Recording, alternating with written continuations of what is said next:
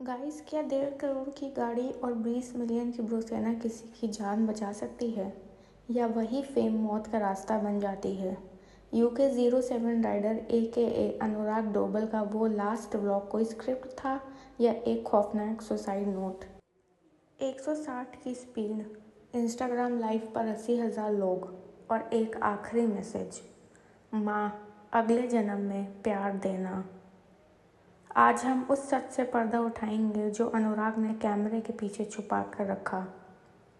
फैमिलीहुड, intercaste marriage या फिर सिर्फ व्यूज़ का एक गंदा खेल।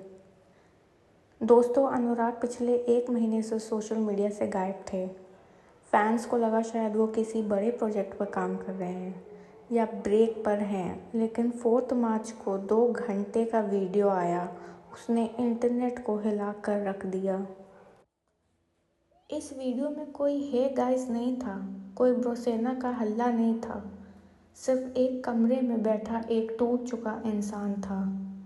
अनुराग ने क्लेम किया कि उन्हें उनके ही घर में एक कैद की तरह रखा जा रहा था। उन्होंने कहा कि उनके भाई कमल और उनके पेरेंट्स ने उन्हें मेंटल ट्रॉमा दिया है। बात यहाँ तक पहुँच गई थी कि अनुराग को अपने ही परिवार के सामने हाथ जोड़कर माफ़ी मांगनी पड़ी। पर सवाल ये है, क्यों? अनुराग ने खुलकर बताया कि इस पूरे कलेश की जड़ है उनकी वाइफ ऋतिका चौहान। अनुराग एक ब्राह्मण परिवार से आते हैं और ऋतिका राजपूत हैं। अनुराग के मुताबिक उनके घर वाले इस इंटरकास्ट मैरिज के सख्त खिलाफ थे। वो कहते हैं कि उनकी फैमिली ने ऋतिका को कभी एक्सेप्ट ही नहीं किया और उन्हें डिसरिस्पेक्ट किया गया। अनुराग ने वीडियो में यहाँ तक कहा, मेरे पास सब कुछ है, पैसा, गाड़ियाँ, फेम, लेकिन मेरे पास सुकून नहीं है, क्योंकि मेरा परिवार मेरी खुशी के खिलाफ है। उन्होंने बताया कि कैसे उन्हें मजबूर किया गया कि वो ऋतिका को छोड़ दें, लेकिन उन्होंने अपना स्टैंड लिया। क्या एक 2026 के मॉडर्न इंडिया में कास्ट आज भी एक इतना बड़ा फैक्टर हो सकती है कि एक बाप अपने बेटे को मारने पे मजबूर कर दे? लेकिन दोस्तों, हर कहानी के 2 पहलू होते हैं। अनुराग के भाई अतुल चुप नहीं बैठे। उन्होंने एक जवाबी वीडियो और स्टोरीज में कुछ ऐसी बातें कही जो अनुराग के दावों पर सवाल उठाती हैं। कमल ने कहा कि अनुराग विक्टिम कार्ड खेल रहे हैं क्योंकि उनकी पॉपुलैरिटी गिर रही थी। उन्होंने बताया कि अनुराग ने परिवार पर कोर्ट केस किया था और जब वो केस हार गए तब उन्होंने ये इमोशनल कार्ड खेला। कमल ने ये भी हिंट दिया कि ऋतिका खुद अनुराग को छोड़कर जा चुकी हैं और अनुराग ये सब सिर्फ उन्हें वापस बुलाने के लिए कर रहे हैं।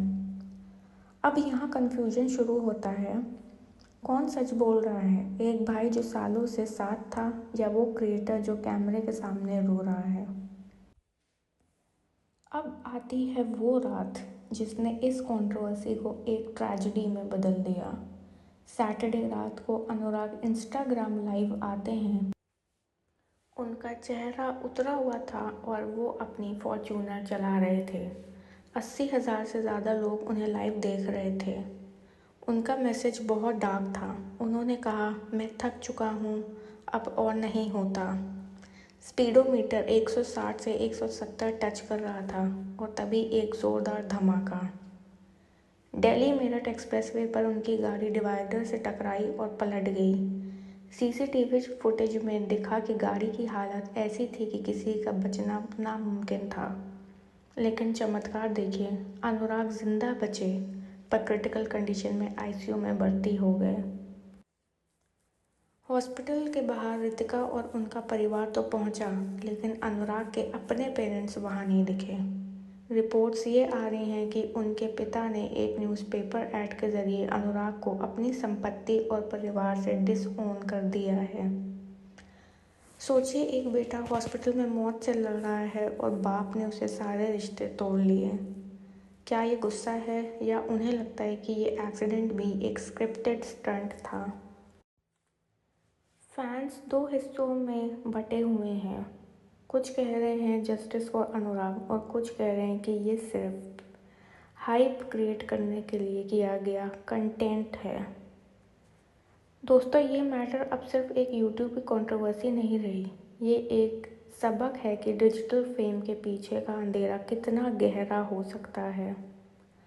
क्या हमने क्रिएटर्स को व्यूज़ की इस रेस में इतना अंधा कर दिया है कि वो अपनी जान की परवाह नहीं करते, या फिर उनका परिवार वाकई उनका दुश्मन बन गया है? सच जो भी हो, हम उम्मीद करते हैं कि अनुराग ठीक हो जाएं और ब्रोसेना को उनका राइडर वापस मिले। आपका इस पूरे केस पर क्या कहना है? कौन गलत है, अनुराग या उनके पेरेंट्स? कमेंट्स में अपनी राय ज़रूर देना, मैं हर कमेंट्स पढ़ रही हूँ।